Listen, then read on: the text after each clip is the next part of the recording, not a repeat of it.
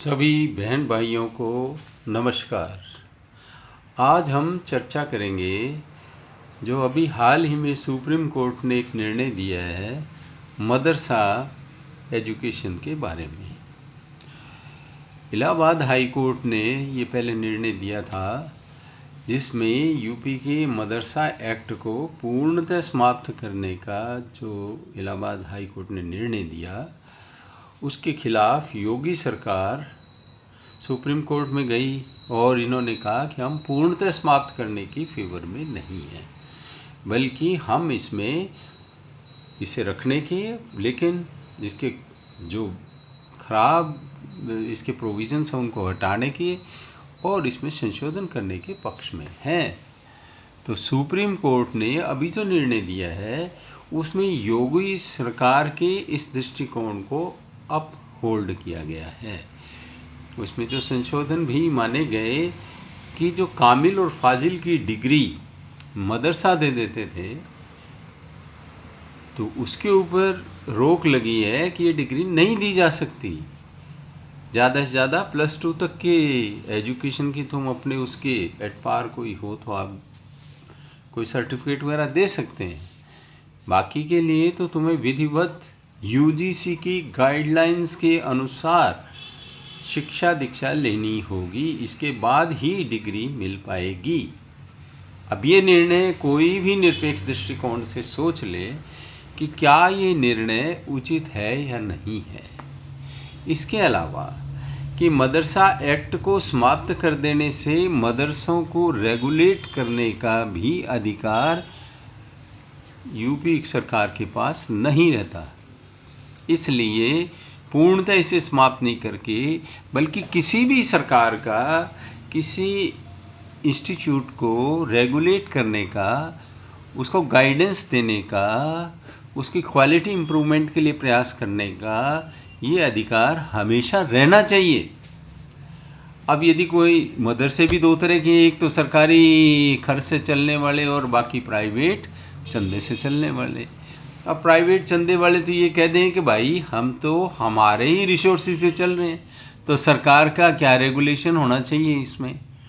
अच्छा, आप अपने रिसोर्सेज से चलें, अपनी बिल्डिंग बनाएं, अपने ही लेवल पे मशीनें खरीद के नकली नोट बनाने लग जाएं, कट्टरता सिखाएं, राष्ट्रवाद से संबंधित किसी भी प्रोविज़न को न माने और टेररिज्म की शिक्षा भी दें, तो फिर क्या कोई सरकार इसे स्वीकार कर सकती है?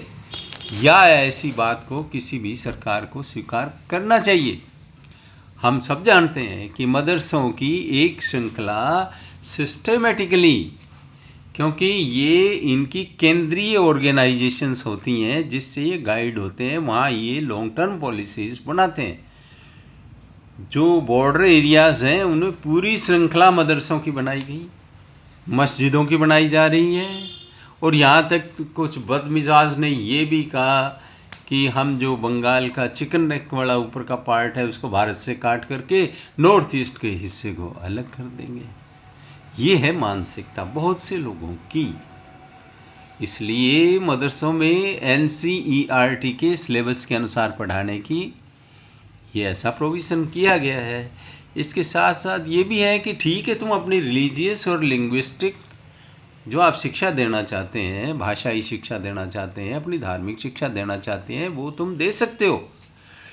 वैसे भी अन्य राज्यों में भी मदरसा मॉडर्नाइजेशन की स्कीमें भी चलती रहती हैं जिसके अंदर उन्हें कंप्यूटर, मैथ्स, साइंस, इंग्लिश की शिक्षा देनी चाहिए और दिलवाने का प्रयास भी किया जा रहा है। हालांकि वो कितनी फॉलो हो रही है कितनी नहीं हो रही है ये बात अलग है।